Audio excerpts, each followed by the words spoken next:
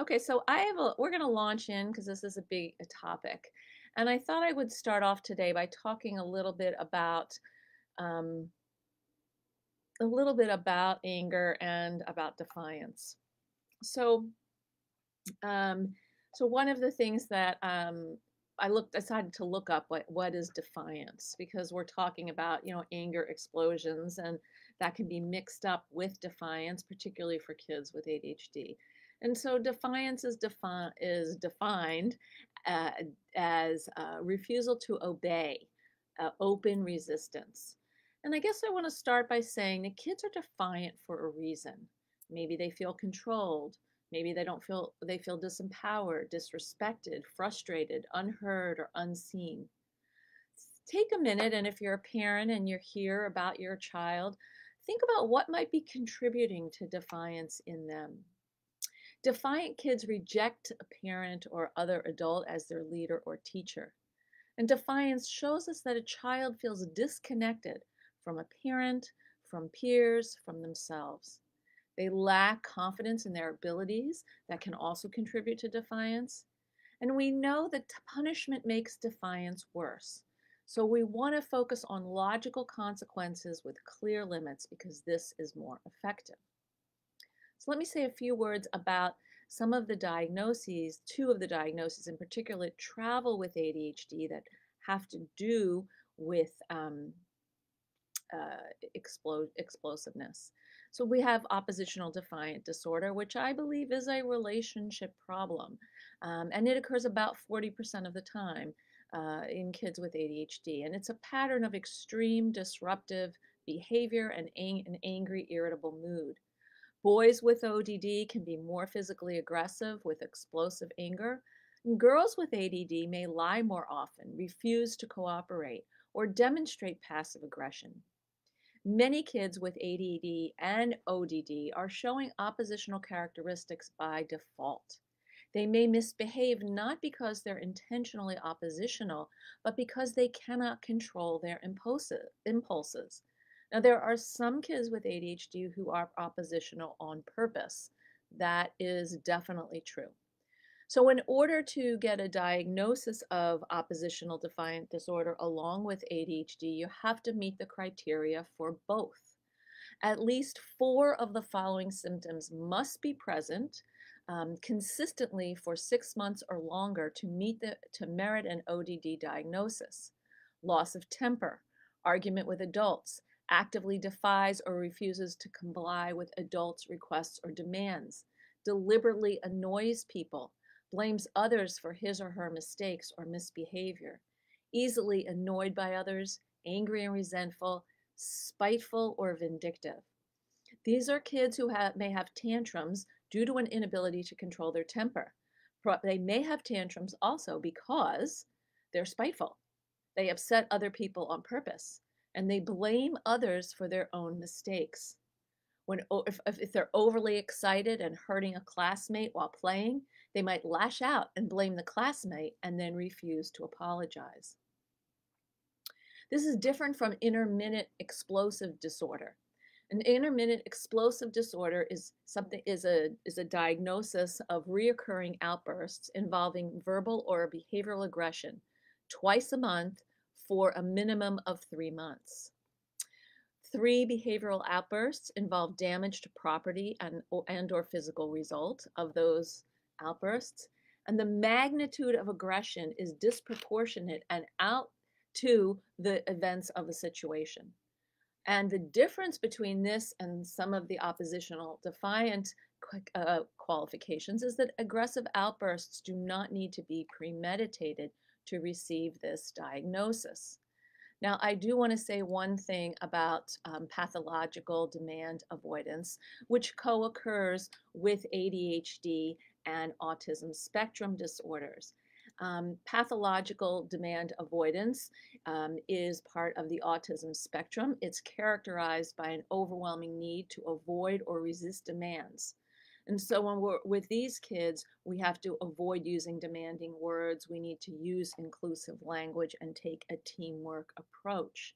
Another characteristic of pathological demand avoidance is an obsessive resistance to ordinary demands and requests. And so there's a use of socially manipulative or outrageous behavior to avoid demands.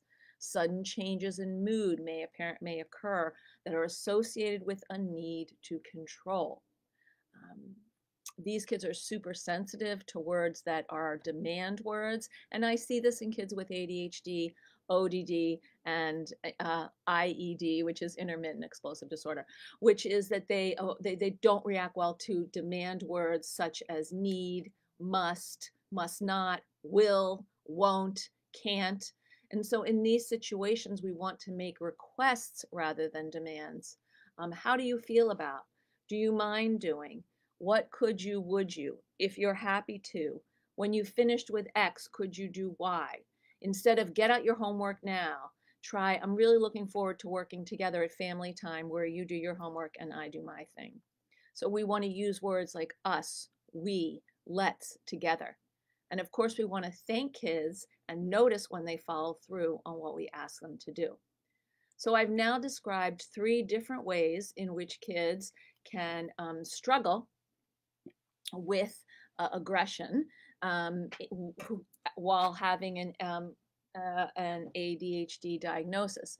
I did not get into conduct disorder so much because that's much less common and it's very specific. But in conduct disorder, we'll see kids purposefully hurt animals, purposefully hurt other people, not, go beyond the limits of what is appropriate in terms of social norms and stuff like that. So I thought what we could do today, because this is such a big topic, and now that I've laid out some different ideas, is that, we'll just launch into your questions and comments. And if I do not get your question because Facebook speeds through while I'm trying to get to them, please post it again. So let's see.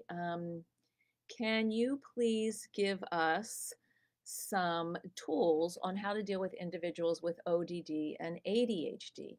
Yes, of course. How to wake them up. Teenager, 14 years old. I am scared this way. He's going to not finish high school. Please help. Okay, so what you're talking about is how do you work with a child who has ODD and ADHD simultaneously? And the thing that I want you to say, that I want to say first and foremost, is let's remember my 5 C's. Self-control, self-control, compassion, collaboration, consistency, and celebration.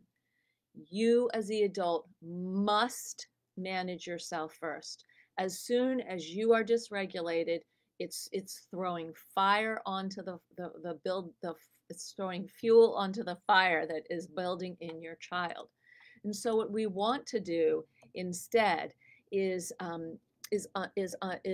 couple of different things. So counseling can be very helpful for kids with ODD along with ADHD medication, and sometimes a selective serotonin reuptake inhibitor, sometimes other medications that might treat depression or mood liability. That can be very useful, and I think that's important to talk about with your prescriber. When we're thinking about treatment for ODD, it usually involves a blend of individual and family therapy or parent training. Family therapy can improve communication and parent-child interactions, as well as offering parents support. But the counseling has to include the child to focus on ways that everyone can cope with these inappropriate behaviors. Parent management training, in which parents learn to change the way they react to their kids' behaviors, is extremely effective. And that can be a component of family therapy, or it can be something that happens on its own.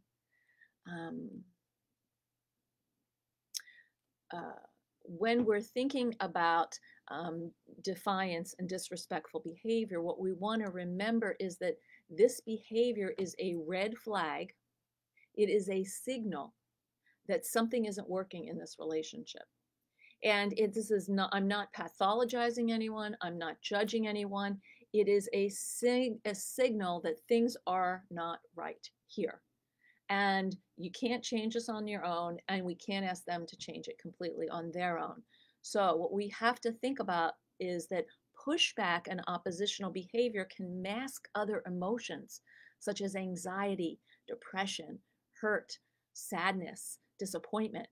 The anger is the gatekeeper for a lot of emotions for kids with ADHD. And kids act out when they're bored, when they're frustrated, when they're angry, when they're confused, or they're anxious. We're going to expect this, and we're not going to address problem behaviors in the moment of that acting out. Instead, in calm moments, we're going to create a plan for success and put in non cooperation clauses using the earned privileges mindset that we talk about a lot here. So sometimes kids need to refuse.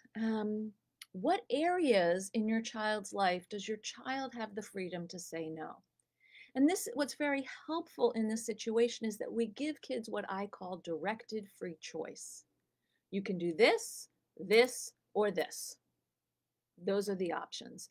And then they get the freedom of picking one of those. And of course, there are options, maybe two that are yours, or you've created those options at another time. Or they don't have a choice on what the options are. You're just saying, here's the options. Your freedom is in choosing one. Your goal, and this is very hard, is to maintain your support and your steadiness and in the face of to your child in the face of their irritating, frustrating, and scary behaviors that are masking whatever else is behind the anger gate. And that would include shame. They're acting out of control because they feel out of control. They don't know how to assert themselves appropriately. So I hope that's helpful. If you need more information about the 5 C's, hi Catherine, I encourage you to go to my website, www.drsharonsaline.com. You could also purchase my book or my card deck, where card deck is it applies the 5 C's in a really fun, tangible way, and the book is the book, which I love, of course, because it's fine. And also other people seem to love it, which is great. So the 5 C's are self-control, compassion, collaboration, consistency, and celebration. And I noticed that Attitude responded to you and said ODD can persist into adulthood. Yes, and in some cases it can escalate to a conduct disorder. A conduct disorder differs from ODD. About 14% of kids with ADHD have a conduct disorder, and we see a conduct disorder in behaviors such as lying, stealing, destroying property, aggression toward people or animals, and serious violations of rules, including running away from home, truancy, and breaking the law. Okay, so anybody have some questions? Bruna, 12-year-old recommended partial hospitalization program by school, and parents don't agree on medication. What do you recommend, please? You know, that's not quite enough information for me, but I do think that the first thing is that we have to get the parents on the same page, and that's in the best interest of the child, but also in the parents' relationship. And so I would recommend some family counseling immediately. I love Ryan Wexelblatt's work in boys with ADHD. That's really terrific. Hi, Lynn. Nice to see you. The other Northampton. Karen says, our psych just prescribed 0.5 milligrams of risperidone. Any thoughts? I have the med, but haven't started yet. I'm hesitating because this drug scares me. He's also on Vyvanse, Prozac, and guanfacine, but he said we should stop the guanfacine when starting the risperidone. Well, I think for some kids who have very explosive anger, risperidone can be very helpful. It will sort of even them out a bit, and that's a very low dose. Those are the only thoughts I have because I'm not actually a physician. Heather, you want some help getting your son to shower and brush his teeth. Okay, So I think that, the thing that we want to do is we want to put the have tos before the want tos. So maybe, taking a shower every day is linked to earning that bonus screen time. So he gets the baseline, and then there's bonus chunks, maybe 30 minutes. Every day you take a shower, you get those 30 minutes.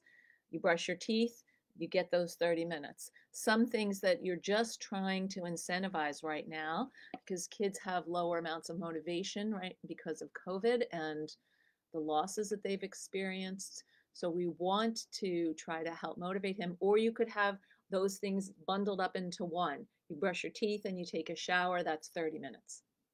That would make sense. Jessica Lynn, no problem. Self-control, compassion, collaboration, consistency, and celebration. If you want to learn more about the 5 C's, this is your last chance. I'm starting a new parenting group April 5th. Signups will end on Monday. It's called More Than Grit. It's a 6-week parenting class and support group. Please go to my website to check it out and sign up. I follow him and apply his best strategies. He's been the best thing. Oh, that's great. That's wonderful about Ryan. Sarah, that was a helpful reminder. I've worked in the field for 20 years and my own is pushing me. 11 years old, ran away on Tuesday because her backpack got taken away. 3 hours later, saying she feels dumb for acting that way. No one will help her. Not sure what your question was, Sarah, because it disappeared into the vortex. So if you want to send it back, please do. Do teens with ADHD have issues with social skills? I find mine is okay being alone a lot of the time and doesn't even like going to family events. Any recommendations? Yes, plenty of teens with ADHD have social anxiety, and that's actually been higher now because of the isolation related to COVID. So I think what we want to do is start with small steps, very small steps. So instead of going to a party, why don't you come with me maybe to CVS or the pharmacy, or let's go get some ice cream. Small outings to get them out of the house and more comfortable with that. And then maybe having someone come and hang out in the backyard, one person at a time. So we start small with little bits of exposure, and then we see where it goes from there. Harlan, I want to represent the anti-demand kids. Thank you, Harlan. As one, it was very hard and took decades to get this versus full board ODD, which I did not exhibit. My testers were totally perplexed back in 1979. Okay, thanks for sharing. The name of my book is What Your ADHD Child Wishes You Knew: Working Together to Empower Kids for Success in School and Life. What are the do's and don'ts when the teenager is already in an emotional outburst? Great question, Kate. Okay, so since I'm going to assume that your child is not in an outburst right now, so let's dial it back. So in a calm moment, and, again, I'm a strong proponent of a weekly or short bi-weekly family meeting to check in about things like school, agreements that you've made, screen time, etc. So in this short moment, you agree. What is going to happen when something's boiling up? What are the steps? I recommend something called Stop, Think, Act, which I talk about on my website and in my book and card deck. Stop, Think, Act. 1, you dial up a pause right away. An agreed upon pause. And what we're trying to help kids understand is when they are activated, their body is showing them that they are activated. Maybe they have a tightness in the stomach. Maybe they're starting to perspire. Everybody has their own signs. I know for me, I get a shortness of breath. And so that's a sign for me that I need to slow things down. So we want to help kids identify when they're headed, as I call, headed to the edge of the cliff before they jump off.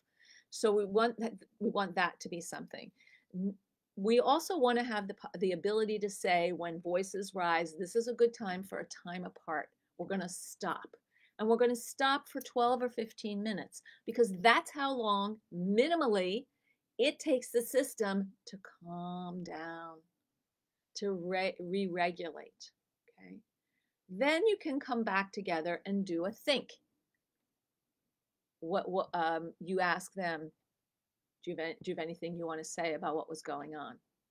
And they say blah blah blah, and you repeat blah blah blah. Or you can say,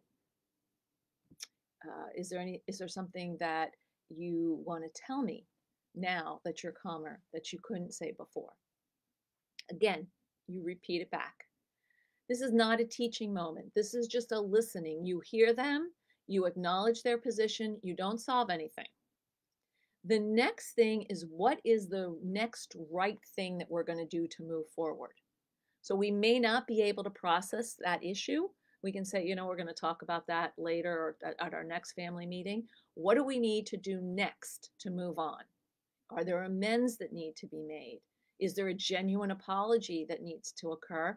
Or do we just want to go ahead and set the table and just let this sit and deal with it later?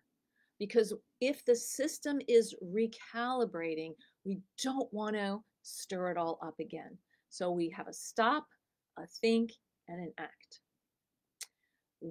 This way, when your child is activating, is gearing up, you can say, hey, you know what? We talked about this. Your voice is getting louder. I notice you're getting upset. Let's have a time apart. I'll meet you back here in 15 or 20 minutes. You also will make a list during this agreement of things that are good to do during this time apart. Getting on your game is not a good option because you have to get off, but maybe listening to music, taking a walk, shooting some basketball hoops, whatever it is that might help you. Perhaps going for a run, stretching, coloring, petting the dog, any of the things that are going to help your system recalibrate. Jody, when a child refuses counseling, what I do is I absolutely suggest family counseling. We're all going. It's not optional. You go, you can earn something. I worked with a young woman who had ADHD and definitely was a little bit ODD. She was oppositional. And she cursed me out in session a couple times, really inappropriately. And I called her parents and I said, I will not continue, because they were sitting right there in session and letting her call me an effing B. That doesn't work for me, because they're the parents. They should say something.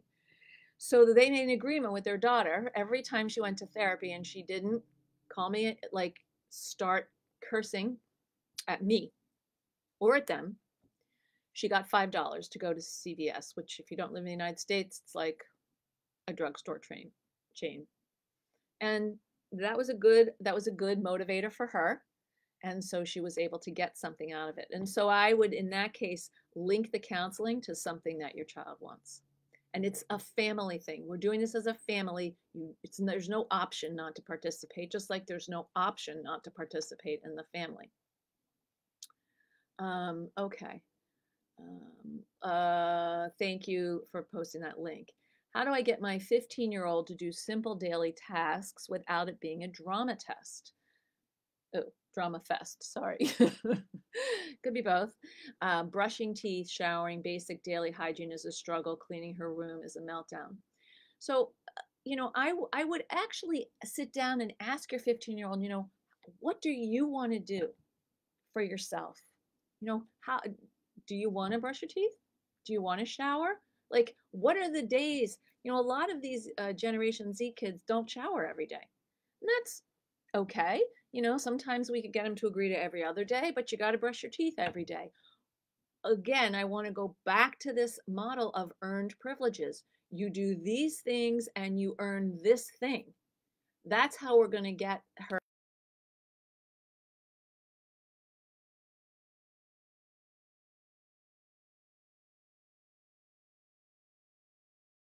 And in terms of cleaning up her room, the meltdown may occur because it's overwhelming to clean a room. So maybe the day one is pick up all the socks and underwear from the floor. Next task, pick up the shirts and pants from the floor. And perhaps you could be there, put on some music, try to make it a little fun, and be the folder. Or you could play a game like, who's going to pick up the most things from the floor? Go. Um, break it down. When tasks are broken down, they're not as intimidating, and it makes it easier for kids to do them. And the likelihood of them pushing back is smaller because it's like, okay, I only have to pick up my socks and underwear. I can do that. Oh, okay, it went fast again. Annie, could you write down the 5 C's, please, for people because they keep missing it? Thank you. Um, can the effects of COVID make a child appear ODD? I think the effects of COVID can make kids appear anything. I certainly think that oppositional behavior is more frequent right now than we would like to see, and that kids are struggling with it quite a bit. What are your thoughts of taking the Xbox away when my son has explosions the majority of time when getting off it? He makes our household a living nightmare. Well, I think if your son is having explosions when you take the Xbox away, what he's showing you is he's not quite ready for the privilege of using the Xbox.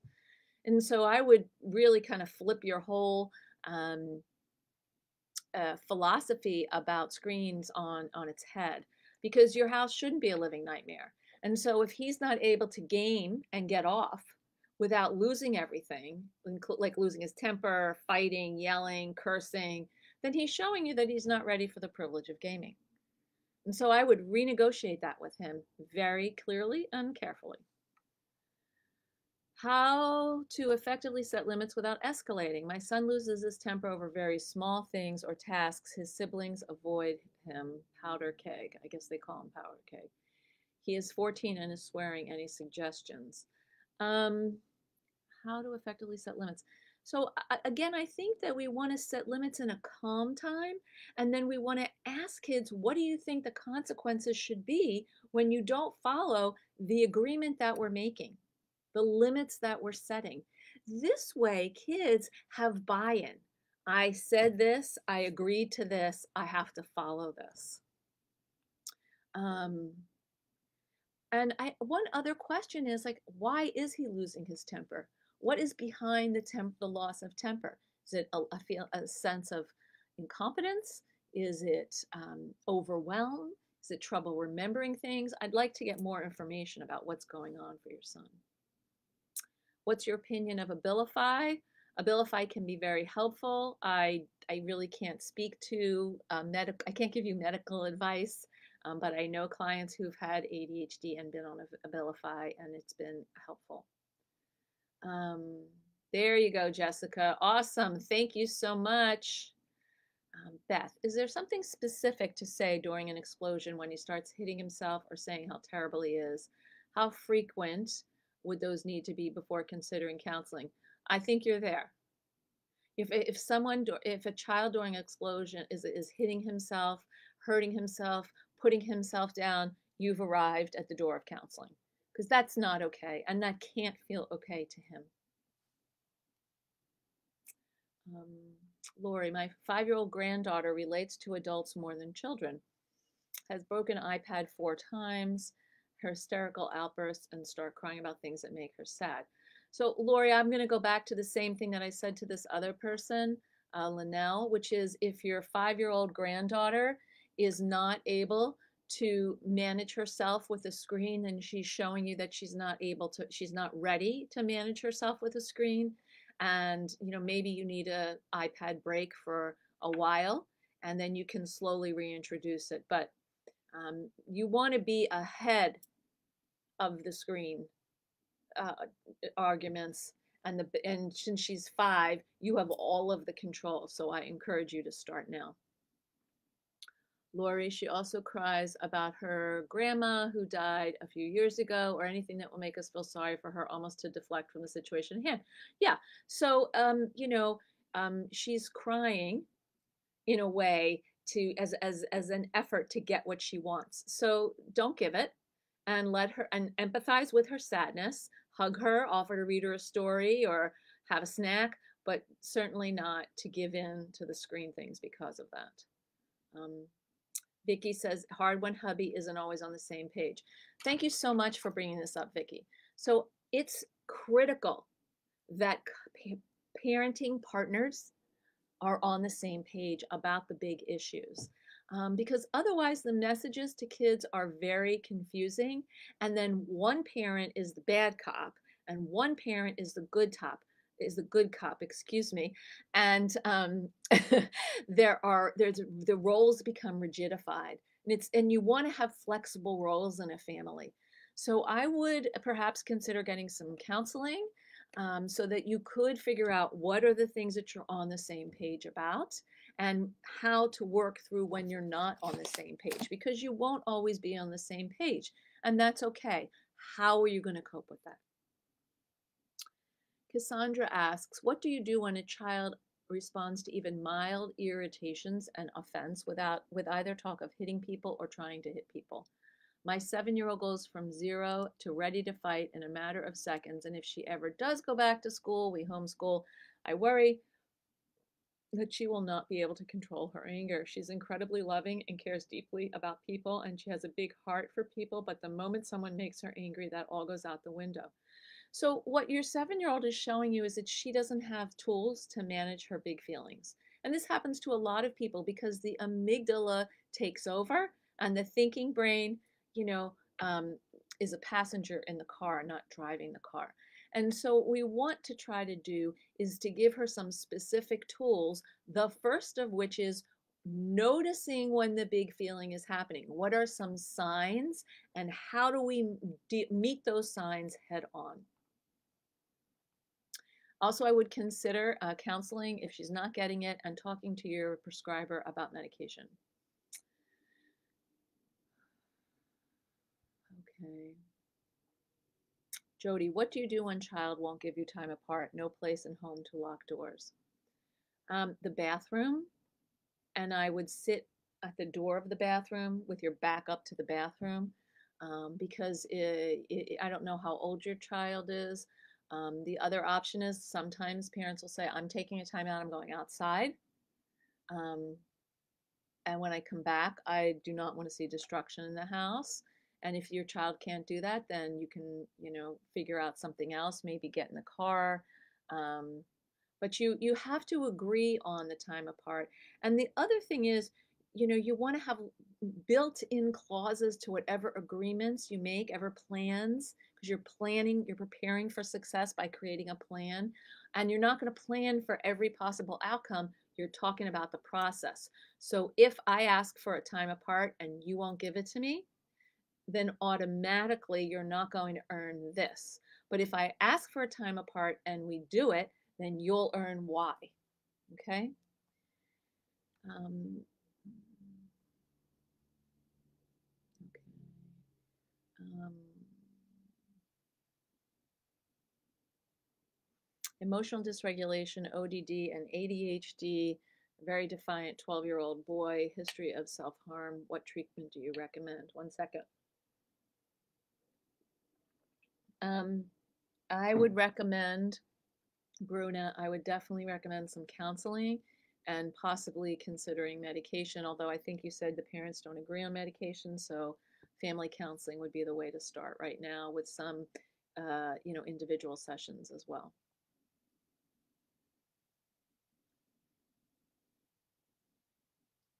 Lynn, here's an example of explosion anger. My son was having cancer treatment and was having a port removed, and Lynn gives a long example. And okay, he was angry and you got angry. Um, you were not kind. Okay, thank you for sharing, Lynn. That's very brave of you. Um, Cassandra, when they have to pick up their room and it's really messy, I set a timer for 10 minutes and give them a task to pick up one thing. I love this. Pick up all the trash, then come back to me. Bravo. Then pick up all the toys and come back. They can take a small break. See, this is very clear, very specific, and this helps kids with ADHD do the tasks. Okay. Um, My 9-year-old son gets upset when the teacher gives attention or rewards to other kids, throws pens, knocks over water bottles, and kicks the desk. So my question is, do you think your son is feeling in those moments? And my guess is your son is feeling shame that he's not that kid. And so what we want to try to do is to build up incidents where he is getting the respect and the notice that he wants and desires, so that he's not so jealous and envious of other kids. You know, there's a difference between jealousy, I want what you have, and envy, I want what you have and I can't have it, so I'm going to destroy you or things around me. And that's what I think is happening for him. How to insulate younger siblings from outbursts and constant arguments from an older sibling when it's time to do homework. It takes hours to do homework. Um, Probably what I would do, Danya, is break up homework into small chunks. So how long can the older sibling work before they need a break? Have the younger sibling present for a couple of those chunks, and when the younger sibling's finished, go somewhere else. I think when older siblings are breaking down and it's taking hours, either they're doing their homework too late in the day and their brain's too tired, or it's too much. So we want to figure out an order to do the homework: hard, medium, easy, or easy, medium, hard. What's going to help them get started and start a flow of working, and how long can they concentrate before they need a little break. And maybe it's 3 sessions of 10 minutes each with a jumping jack in between.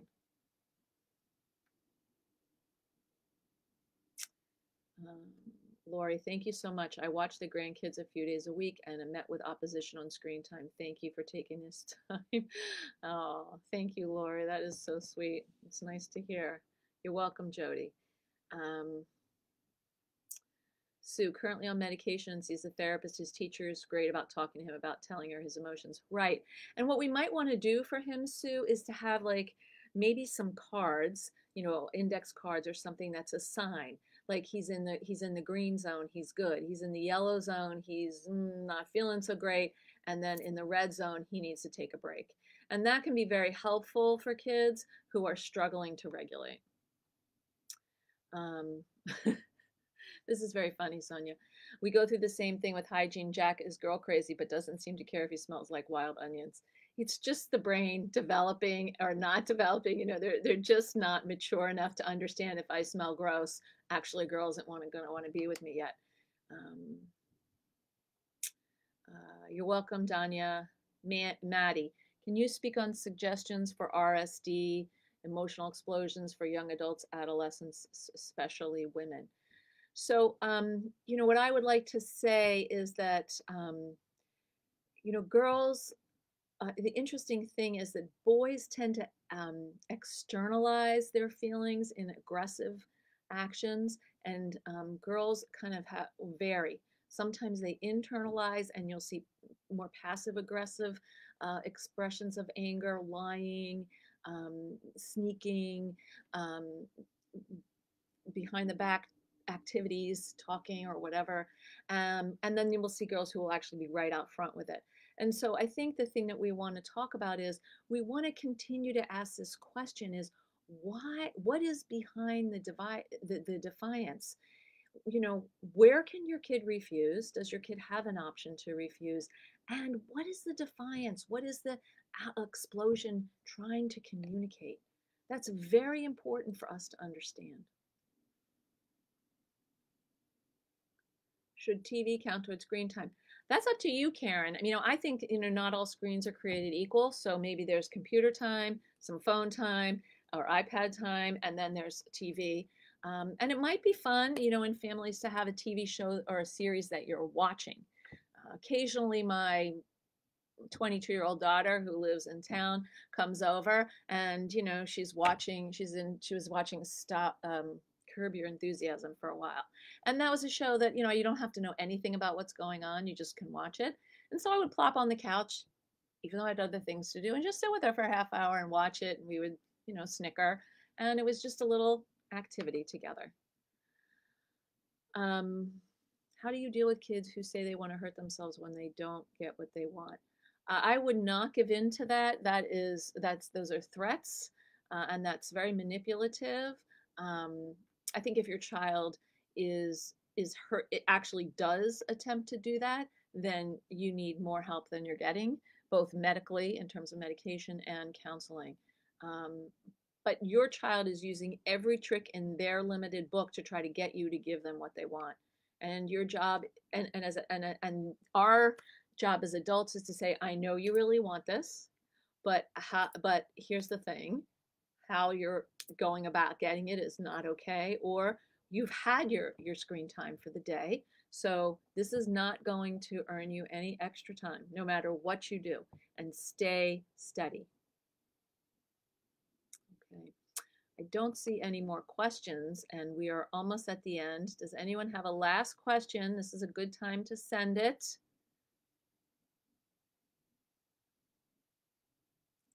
Take a minute and think about that. And I just want to remind you to check out my website, www.drsharonsaline.com. We talked about a lot of information today. Catherine has a question. Thank you. My 15-year-old really is hating medication, even though it helps somewhat with school. Ideas to address. I guess I'd want to know why your 15-year-old hates medication. It helps somewhat with school, and maybe that's enough. Some kids feel like they're not themselves on it, because it's not what they're used to, but they also have access to different parts of themselves and the opportunity to focus more, and be more productive. So there is a trade-off. Hi, Susan. Nice to see you. Bruna, did we find out about defiance or anger after messy divorce? Um, well, messy divorces, maybe we should do a whole Facebook Live on parenting after divorce. And we'll talk about that. If people are interested in that topic, let me know. But parenting after divorce is very complicated, not only because of the reaction for kids, but also because parents aren't on the same page, which is even more confusing. Thanks, Patricia. Um, let's see, Amy, any advice for dealing with a senior boy headed to college in the fall, but being especially defiant right now? So seniors in high school will be defiant. This is the second semester of their senior year. That's what they're supposed to do. They can't wait to get out of the house or go somewhere else, not live with you. So I would just go back to the building blocks and say, here's some of the house rules. Here's how we talk to each other in our family. Um, I know you're itching to, sow your wild oats, and you're not there yet. So let's figure out some things that you can do that are okay for you to stretch and apply your need for independence and your independent skills right now. You're welcome, Allie. Um, there's an article in Attitude has a lot of information about natural supplements, so check out their library. Um, I don't know, Jill, about sleep apnea, but that's just not my specialty. I do see kids with ADHD who struggle with sleep, but not all of them have an apnea. Should a child be punished for the actual fight or the content of the fight? Well, I don't really believe in punishment. I believe in logical and natural consequences and earned privileges. So if you're talking about withdrawing a privilege because it hasn't been earned, um, the conditions for that withdrawal need to be set in advance. You're welcome, Stacy. Lori, how do I encourage my 15-year-old to want to do well in her schoolwork? It's a struggle to get her to work. She should be an A student. Right now, I think that we have to lower the bar for a lot of kids. They're sick of COVID. They're sick of online or hybrid learning. And I would sit down with her and the school and renegotiate what are your academic goals for this year and how are we going to get there. So you're going to make a goal roadmap. Bruno keeps asking me about cursing. I guess the question is like, what curses are okay in your family and what curses aren't? When I was when my kids were growing up, we had a box for, it was money collected for a charity. And every time you cursed, you had to put 25 cents in. So you can imagine this was maybe 20 years ago, 18 years ago. And my son was, I think, 9, so maybe 15 years ago. And my father would came up to visit one weekend. I really remember this. And he curses. And he said this, that, and the other. And my every time he said something, he's like, my son would say, "Poppy, that's 25 cents. Poppy, that's 25 cents." And it was a holiday weekend, so my mom and everybody was staying in different places, and he stayed at a hotel. And then he came back the next day, and he walked through the door, and he took his wallet out, and he gave my son $2. He's like, "Just put it in the box. I'm just paying in advance." So what happens with cursing? One family I work with, they basically said, 2 curses and hand over your phone. So everybody does it differently. Lori, you're asking me about a son somebody who's diagnosed with dyslexia. Um, there's a lot of frustration there, different race from parents. And he's the only non-biological child. I definitely recommend some counseling for this family. Christine, yes, co-parenting complex kids after messy divorce. Okay, you got it.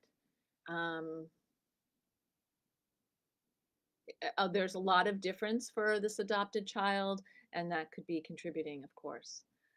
Yes, Bruna. All right, so we're getting into some questions that are different than the topic, so I'm going to stop for today. Thank you so much for joining me. Please go to my Facebook page where there's lots of information, articles I post, things I'm doing. It's just, I think, a lot of resources that you'll find interesting. And plus, I'll be your friend forever at Dr. Sharon Saline on Facebook and Instagram. And check out my website. There's a lot of resources on anger. And I think that could be helpful for you. www.drsharonsaline.com. Thank you so much for joining. Sorry about the technical issues in the beginning, and I will see you all next week. Have a wonderful week.